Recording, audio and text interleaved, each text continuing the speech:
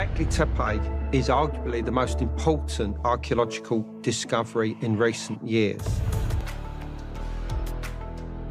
After weeks of silence from the excavation team at Göbekli, something had clearly shifted.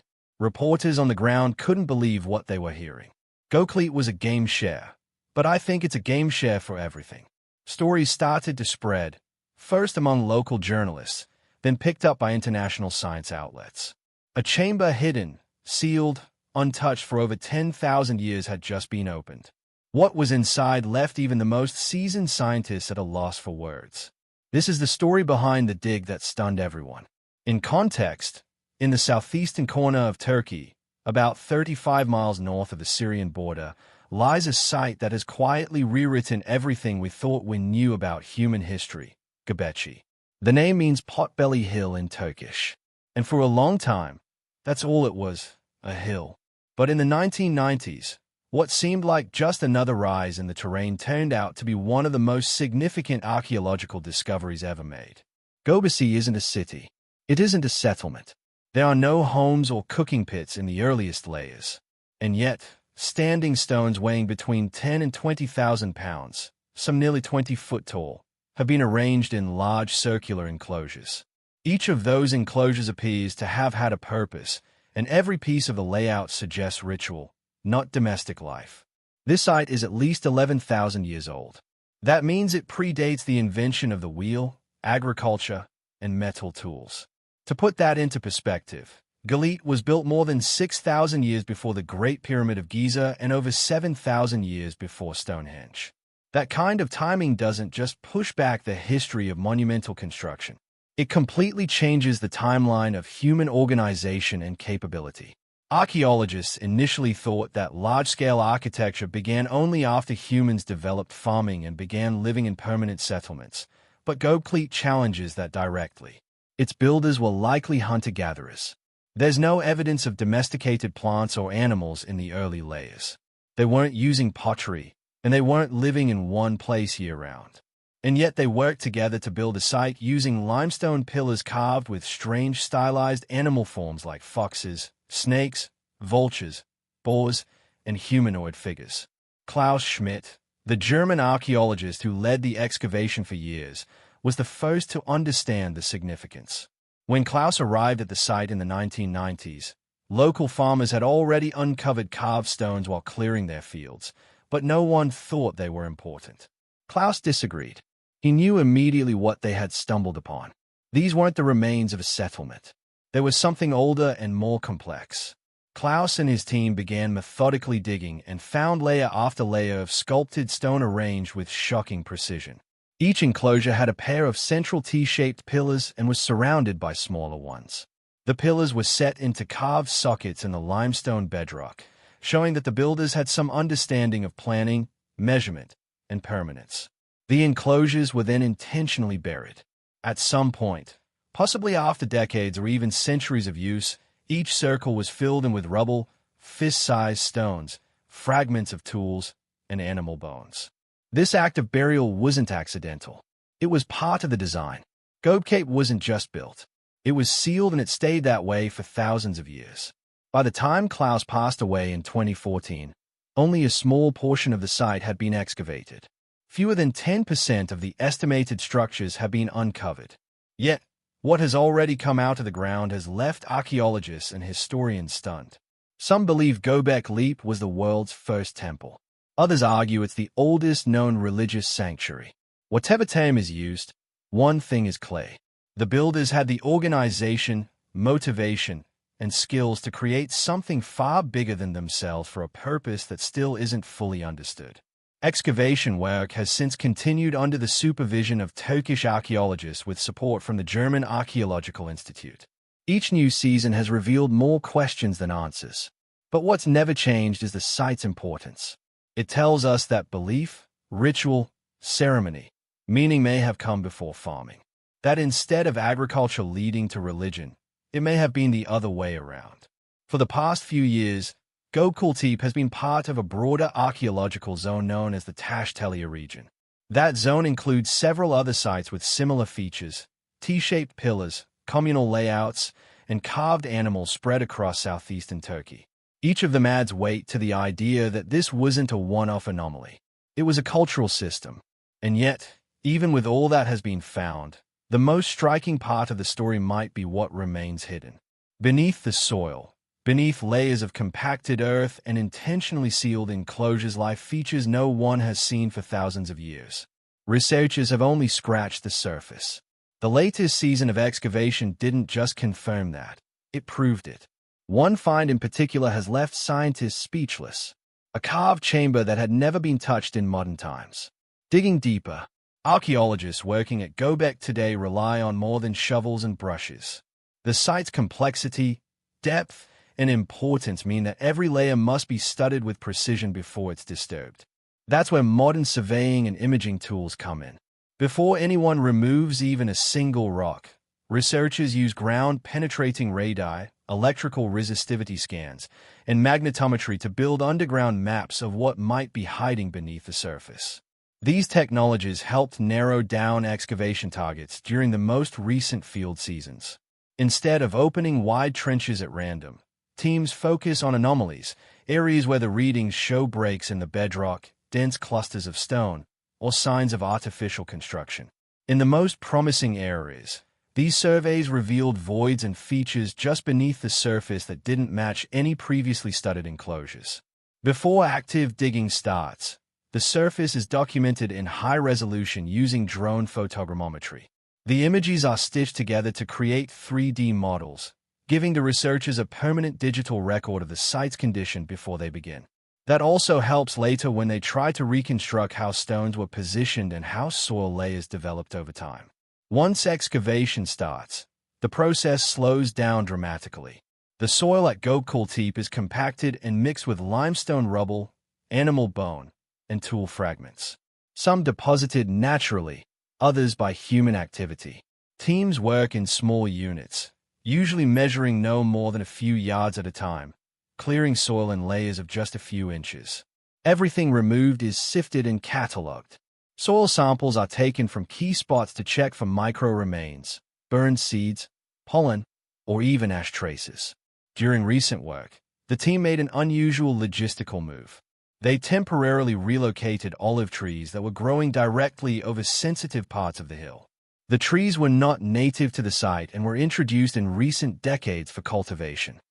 Moving them allowed access to areas that hadn't been touched in thousands of years while preserving the vegetation for later replanting. That step alone took several weeks and involved environmental consultants to avoid damage. Supervising the excavation is archaeologist Nexmi Kal, who leads current operations with Turkish oversight. Nexmi has continued the scientific and cautious approach first championed by earlier teams. He's also helped introduce more transparency through published reports and live field updates. Under his leadership, the excavation strategy has been refined to avoid overexposing structures too early. That means deeper features are only investigated when the team is sure they are stable and won't collapse during work. One of the more sophisticated tools used in this phase is a portable laser scanner. Once a new layer or architectural feature is exposed, it's scanned in 3D immediately. That way, if stones collapse or weather over time, researchers still have a full digital record accurate to millimeter-level precision. These models are now used not only for research but also to create replicas and conservation plans. Much of the recent work also involves vertical profiling. That means digging narrow shafts down through the site rather than wide trenches across it. This technique allows archaeologists to follow stratigraphy more carefully, especially in areas where buildings may have been reused or buried deliberately. These vertical profiles have helped confirm that some enclosures were intentionally filled in using layers of rock and soil rather than slowly buried by time. In one specific section near the southern slope of the mound, readings showed an unusual shape buried less than 5 feet below the surface. It didn't match any known enclosure layout. And unlike the T-shaped pillars, this anomaly seemed cut directly into the bedrock rather than built on top of it. But instead of rushing in, the team spent weeks stabilizing the surrounding area and setting up protective barriers. The decision paid off. What they were about to uncover would challenge long-held assumptions about how space was used at Göbekli Tepe and why someone went to such great lengths to hide it. Signs of a hidden space. Not every discovery at Göbekli begins with something visible. Sometimes it starts with something that doesn't quite belong. In one section of the site, researchers came across a part of the mound where the surface had settled differently. There was no obvious structure, no pillar fragments, no pattern of stone walls. But the ground itself was suspiciously level in some spots and unusually firm in others. To the naked eye, it looked unremarkable. But to experienced archaeologists, subtle changes in the soil can be enough to trigger deeper investigation. What stood out in this particular zone was the lack of organic debris compared to the surrounding areas. Elsewhere across Göbekli Tepe, the ground often includes loose fragments, broken stone tools, animal bones, even ash layers. But here, the soil was tightly packed and had none of the usual scatter. That kind of cleanliness in an ancient site is rare and often artificial. Something had disturbed this section and then resealed it. As digging began, the soil color changed sharply at about 2 foot down. A darker compact fill gave way to lighter limestone dust, the kind you'd expect near bedrock. But what surprised the team even more was what came next. The tip of a smooth-cut vertical edge emerging from the dust like the corner of a buried monument. At first, it seemed like it could be part of a reused pillar, maybe one that had fallen and been covered over. But the shape was wrong. It wasn't rounded. It wasn't leaning. It was square, cleanly carved, and it didn't seem to stop. Within days, excavation revealed more. A sharply defined opening just wide enough for a person to squeeze through, framed by stone on all sides. Unlike the massive standing pillars seen elsewhere, this wasn't a freestanding structure. It was carved directly into the bedrock. The stone was part of the hill itself. The team had uncovered the top edge of a rectangular feature that didn't resemble anything they had seen before at the site. The opening measured just under 2.5 feet tall and about 2 feet wide. It had crisp edges and flat interior surfaces. To the left of the opening, faint relief carvings started to emerge. Curved lines and angled shapes that looked like stylized limbs. These were not just tool marks. They were intentional. One member of the team suggested that the layout looked almost like a niche or recessed doorway. Another proposed it might have been symbolic, meant to represent a passage or transition, even if it didn't lead anywhere. But no one could be sure. The carved area was sealed tight with compact soil, and the cavity behind it had not yet been explored. That alone was unusual. Most known features at Göbekli Tepe were either exposed on the surface when found or buried under mixed debris. This one was different. It was cut, carved, and then hidden. It didn't appear to have been part of any of the circular enclosures. It stood alone.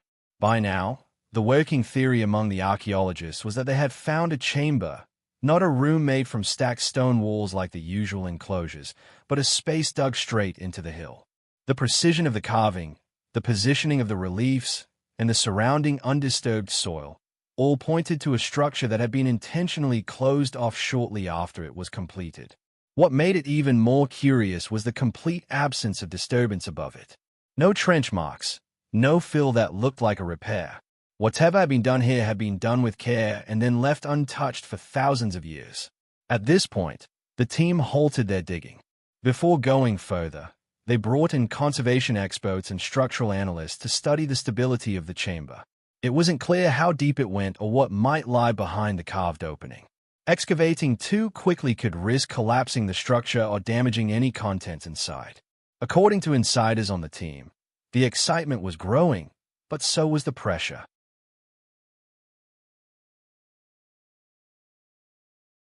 They knew they were looking at something unique.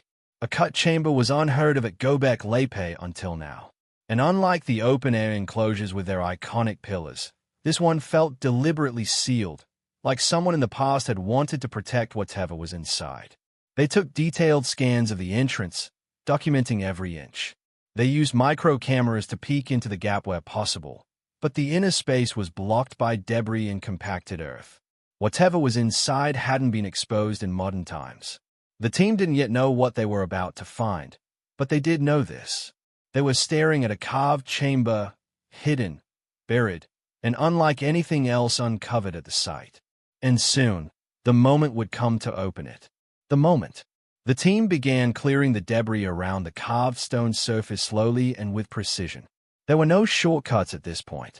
Every handful of soil removed from the entrant cavity had to be documented and sifted.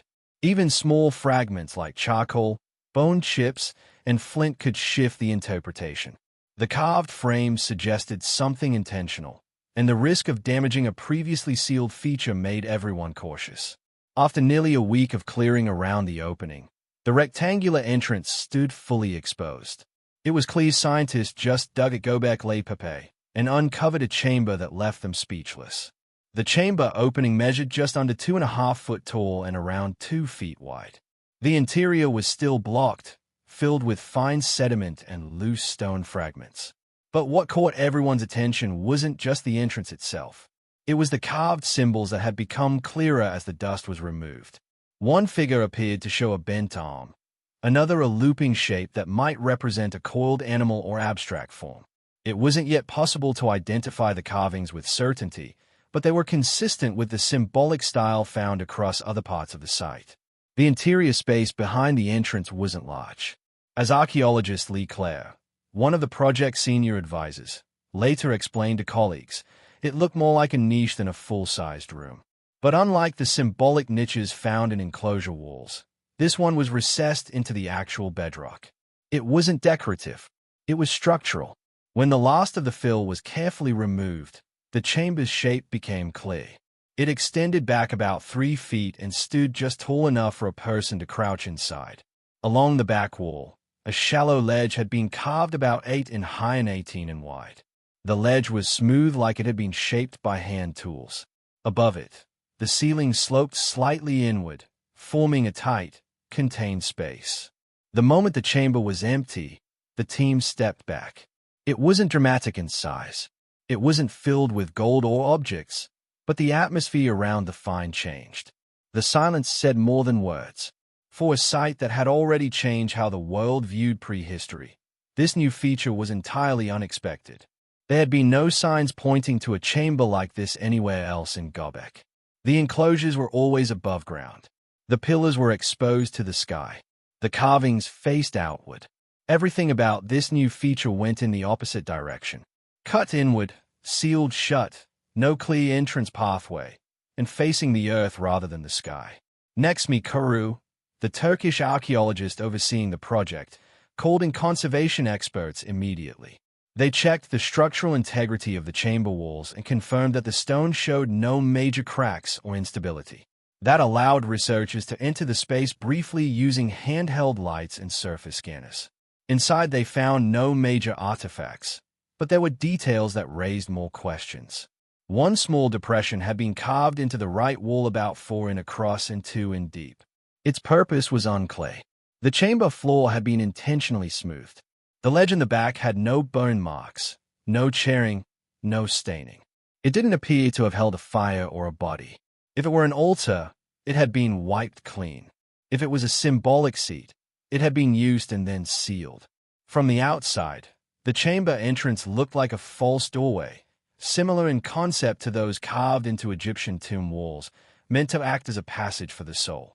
But Göbekli predates anything remotely similar by thousands of years. That comparison didn't sit easily with anyone on the team. It was too early to make claims. But everyone agreed on one thing. It's serious evidence that the chamber wasn't here by accident. By this point, the team had created full 3D scans of the chamber and the surrounding structure. Those scans showed precise alignment with nearby features, particularly a stone alignment that pointed roughly east. That detail may be coincidental or it may not, but to a team that had spent years documenting every inch of this site, it suggested the chamber had been placed with intent. The most striking part wasn't what the chamber held. It was how different it was from everything else on the hill. It was hidden. It was sealed. It was carved, not assembled. It wasn't meant to be seen from a distance or entered casually.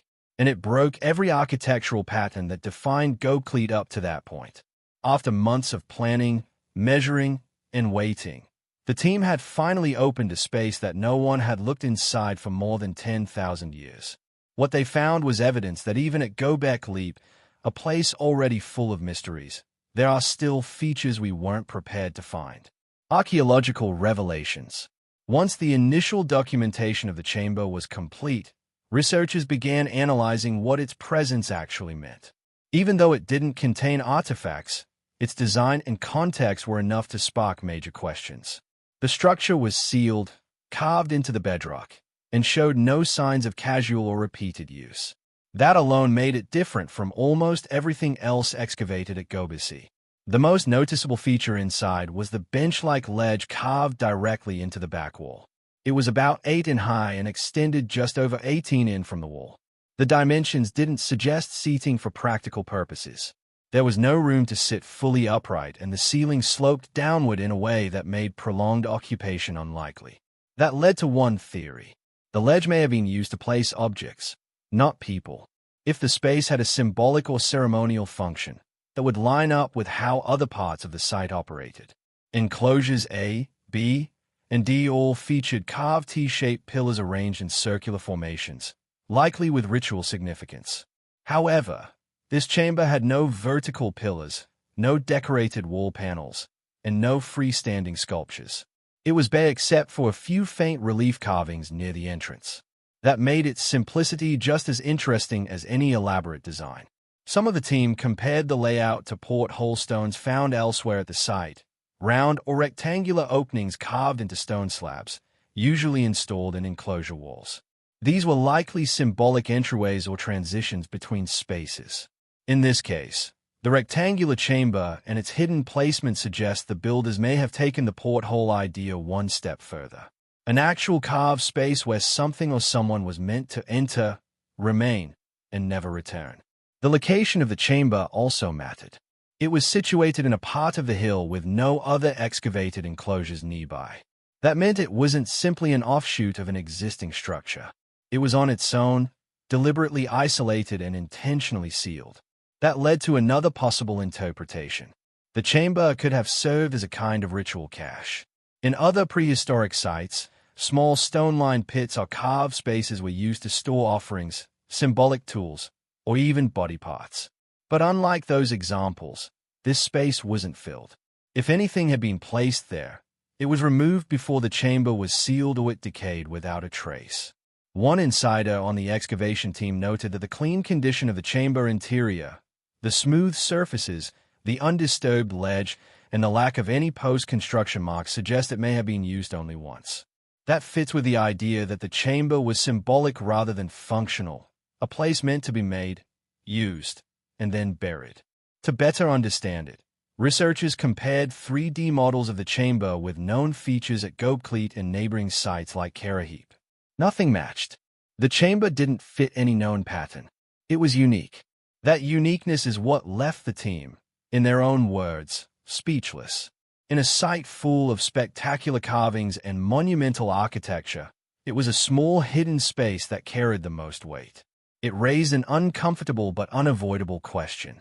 If something like this existed and remained undiscovered for more than 10,000 years, what else could still be buried under the hill?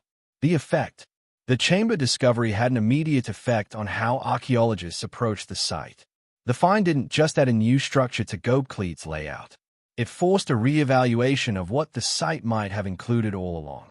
Next, Mikhail, the lead archaeologist, initiated a temporary pause in some of the other planned excavation zones. Instead, the team redirected resources to carry out a full subsurface survey of the chamber's surrounding area. That included additional ground-penetrating radar scans, seismic tests, and resistivity surveys across a broader radius. What they found was subtle but important. Faint signatures in the bedrock that hinted at other possible voids. Not large, not pillar-lined, but similar in size and depth to the revealed chamber. These anomalies haven't been excavated yet, but they are now marked for future seasons. The idea that Göbekli might contain not just surface structures, but also carved internal features adds a whole new layer to how the site is interpreted. Up until now, the emphasis has always been on the large circular enclosures, the towering T-shaped pillars, and the animal reliefs. These are the symbols most people associate with the site. But the chamber shows that the builders weren't only looking upward or outward. They were also working below, cutting into the stone with purpose. The cultural implications are significant. If the chamber was used in Arari context, It could suggest that Göbekli Tepe was not just a place of gathering, ritual, or feasting, but also of memory and burial. If it was used for symbolic storage or offerings, it could point to more complex religious beliefs than previously assumed, perhaps involving hidden acts of devotion carried out away from the eyes of the wider community. So, what do you think it will turn out to be? Let us know in the comments.